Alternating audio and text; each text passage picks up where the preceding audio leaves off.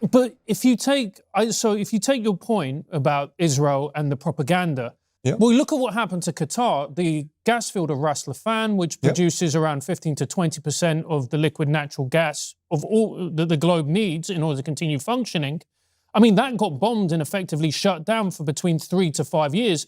And Qatar are furious. I mean, they're not going to be pro-Iran at this point, are they? Well, let's talk about this. So first of all, that was in retaliation for Israel, right?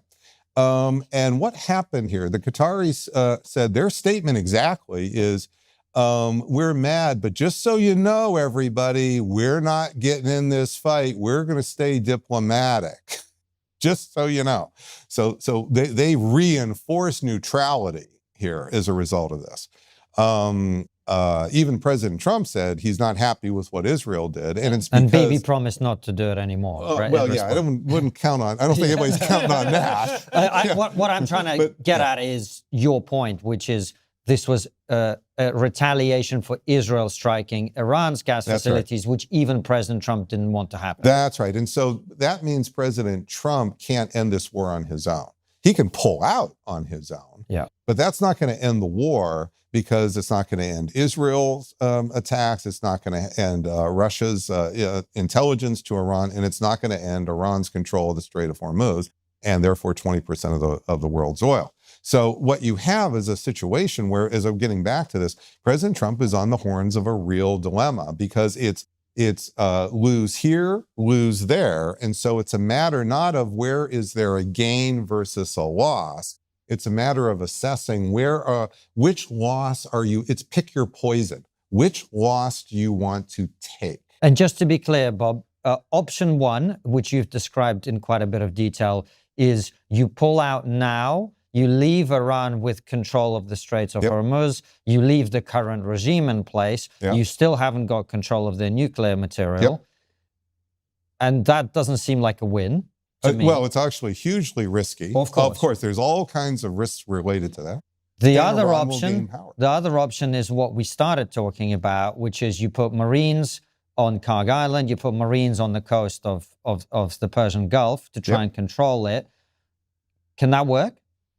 It's going to have that. That's what I was talking about earlier, Konstantin, about we're shifting from disruptive costs that we're paying to damaging costs that are not reversible. You're taking casualties.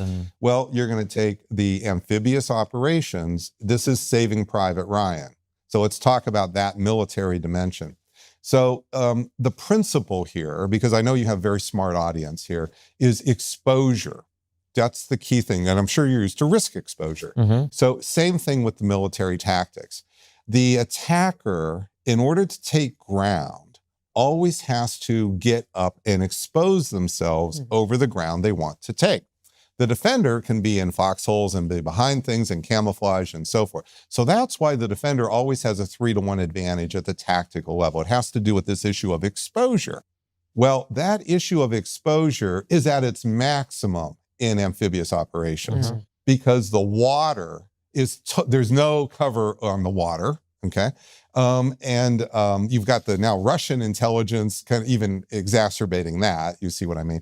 And then when you get up to the territory, there's some of the shows I've been on here, the cliffs, the actual terrain.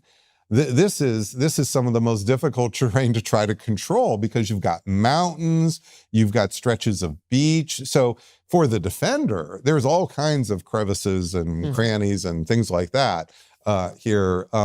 But for the attacker here, the side that has to actually take the territory, the exposure is at its maximum. Now, we will absolutely have the best professionals in the world work in this problem. I spoke to the Army War College about a week before this kicked off. I have military officers coming in their PhDs under me. I really have nothing but the greatest respect for our military, really. They're really quite good at what they do. That said, there's only so many, let's take Kharg Island, for example.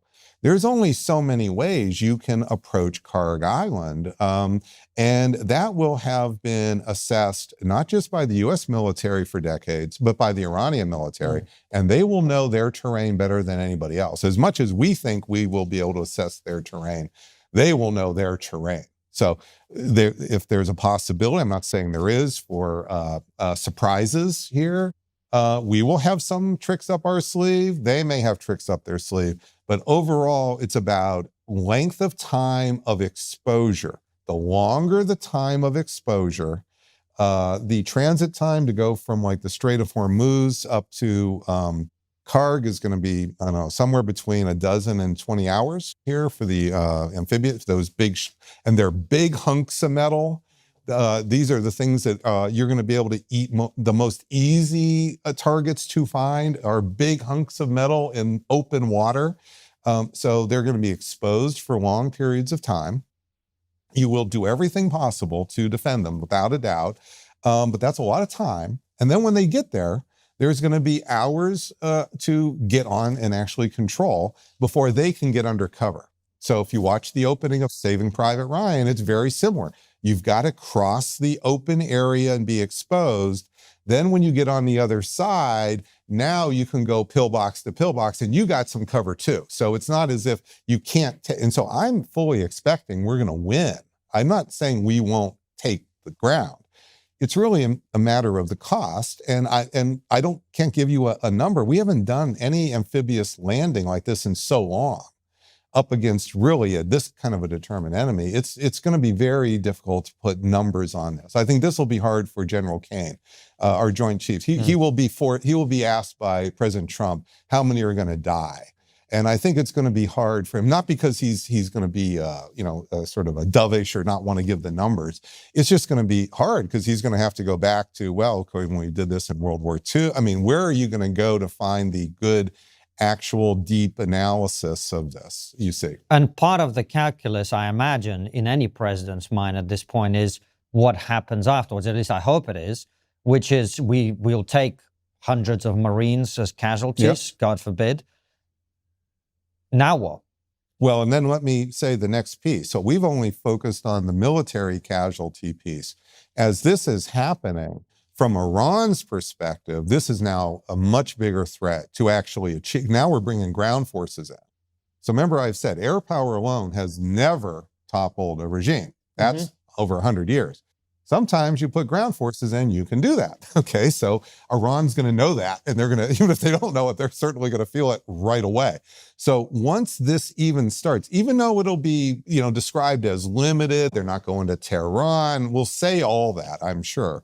Okay, that's not how the other side's going to see this. They're going to see this as the beachhead, like Normandy, to the end of Germany, you see, which even though that was a year later or 10 months later, so did the Germans. Everybody understood, even though there's a lot of miles to cover, once you get the Americans especially, but the Americans and the British on shore here, Germany is in real trouble. Same here with Iran. So what's going to happen is they're likely to be very willing to destroy the oil infrastructure in response, just to be very blunt. So why would they destroy the oil infrastructure? It's because they're going to want to impose long-term damage here. And they're not going to be concerned that they would want to use it for themselves, because for them, they may be dead, as a regime in 6 months. So this isn't even, they're not even probably worrying about that. Once you go down this road, you are increasing pressure on the regime. Chances you may actually topple it, not in a day, but over time. And also then more risky strategies by them here, which will have costs on us that'll be damaging costs. Because when you destroy the infrastructure, these are special made pipelines, rigs. In the 90s, where I really got into this was when I was teaching for the Air Force, and the leadership decapitation crowd in the Air Force, who were my bosses. Okay, they're literally my bosses, the actual architects of all of this. So I know all their arguments really, really well. They really liked the idea of electric power targeting. So they brought in people from the electric power industry to teach us how to take down electric power plants and grids and so forth. And nothing classified. So there's nothing. This was not a secret briefing or anything. And so I had students here who wrote master's theses on how to destroy electric power plants that are still available, that you could still see. The big thing I learned is that in an electric power grid, you can take out the transformers, which are like the fuse boxes in your house. Mm-hmm. And that knocks out, it causes a brownout, like when you overload the system, mm-hmm. when there's too much, it's too hot and there's too many air conditioners. And that is a problem for a week or two because you can fix the fuses, mm-hmm. okay?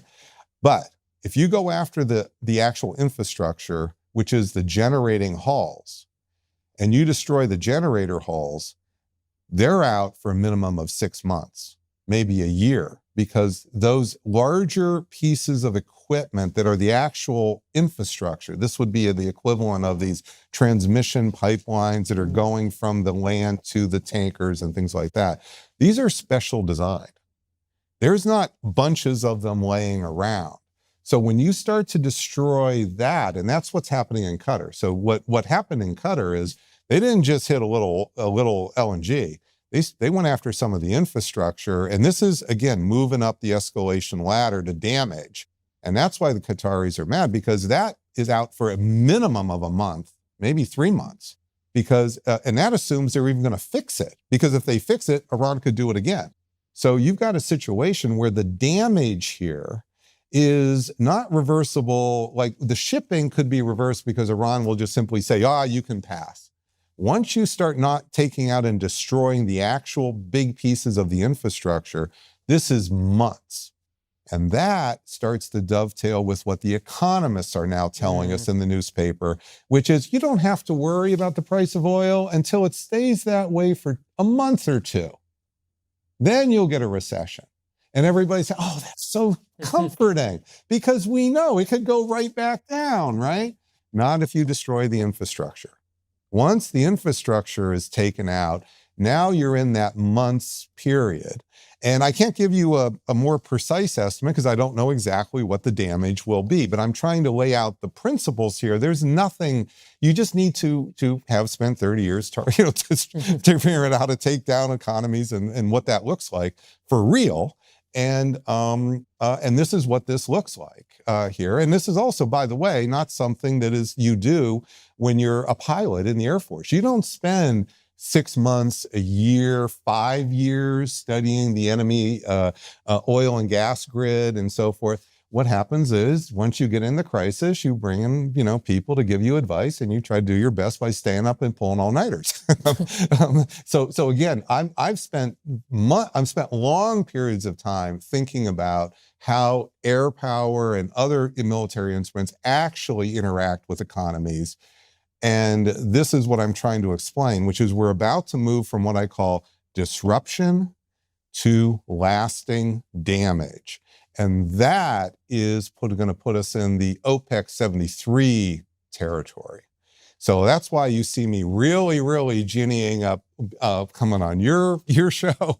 I've been on, I think, why am I, spending 18, 19 hours a day doing this? I'm extremely concerned because as much as this has been dangerous so far, we're going to cross the next threshold, which will be much more difficult, I'm worried. And so I'm going to do everything I can to explain that here, because crossing this threshold, I think, is going to lead to now the beginning of truly lasting, reversible over several months at quickest cost, not just a day or two, where Iran will just simply decide, sure, your ships can pass. Because what you're essentially talking about is economic warfare. And then the knock-on effect of that is that it's going to affect not only economies, it's going to also affect politics right the way through the West. It's going to change how people vote. It's going to change how people see particular leaders, how people see the right, the left. Now you see why the Europeans don't want to touch us with a 10-foot pole. Because as these costs start to accumulate in this way, if they're part of the coalition causing it, they then face being toppled by their own people, because if this goes down as in this trajectory here, those costs are going to be Bidenomics, where we had 9% inflation. This is going to be nothing.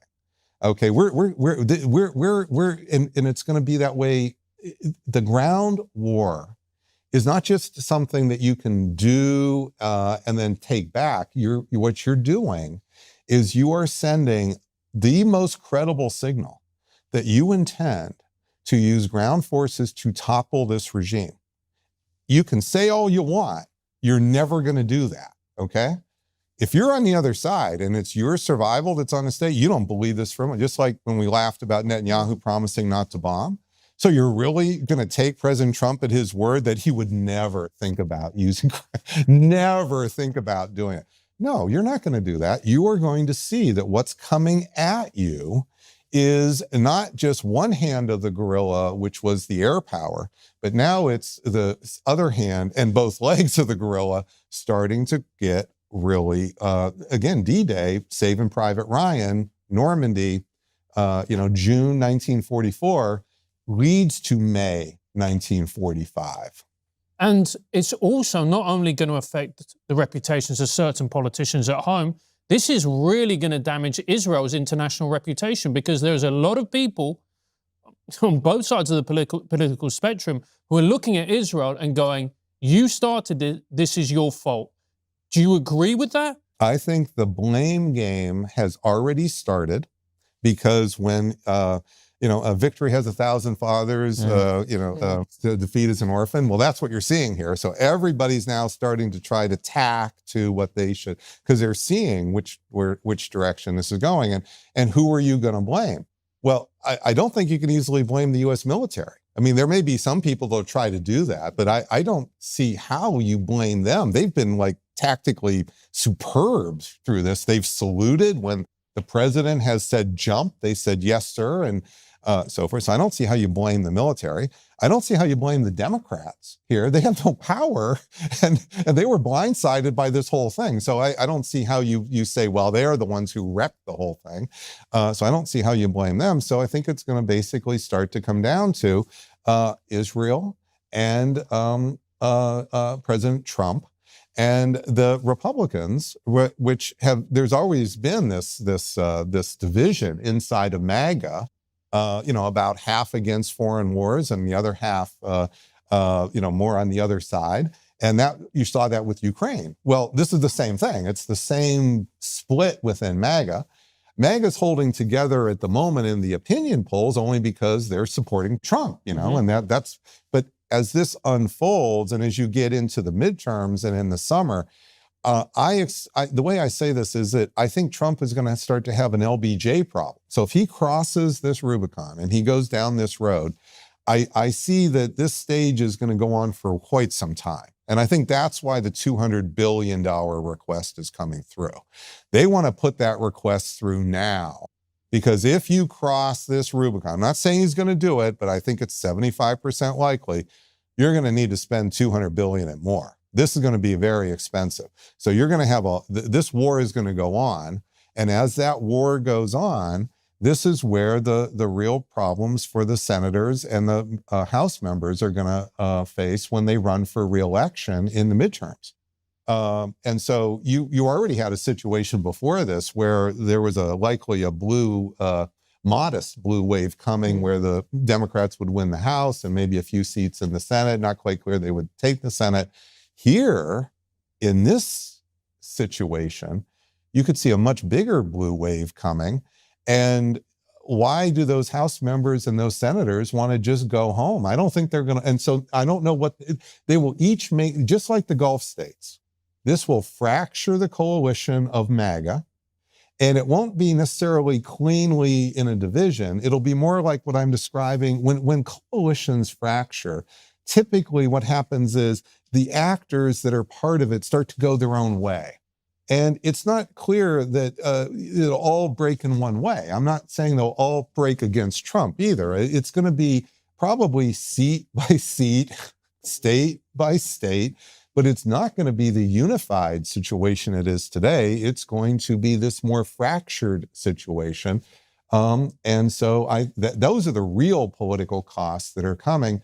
And I would say by June 1st, now we're going through the primaries here and we haven't crossed the Rubicon yet of stage 3. But as that were to unfold, I would say it won't take long. You won't have to wait till August for this. LBJ, when the bottom fell out of LBJ's presidency, it was March 1968. So he had we're very much in a similar like escalation trap here, where LBJ had been promising that just one more rung up the escalation ladder would get him out of the escalation trap.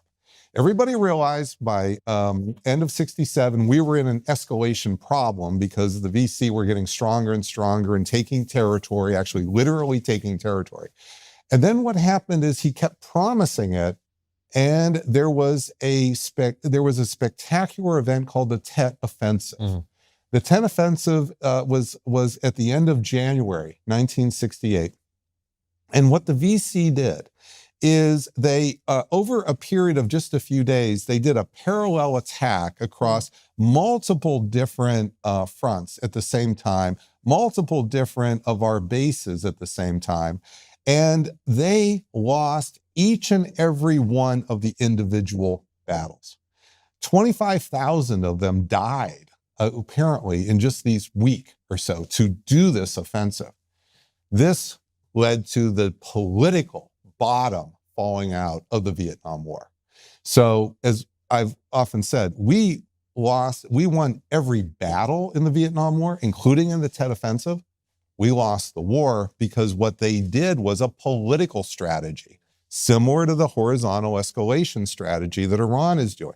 This is a strategy where the end point is political fracture, not gain territory. And the political fracture is the soft underbelly of America. That's how our enemies beat us. Remember I said I wanted to know how we lost the Vietnam War. Mm. It was because we didn't understand the politics of the situation. It wasn't we didn't understand the military. It's we didn't understand how militaries and politics fit together. And that's what I've been doing for the last 30-some years. So coming back to the military side of it, yeah. I get the sense that you certainly feel that even though it's a terrible option, pulling out and not continuing the escalation would be the right thing to do. Is that fair?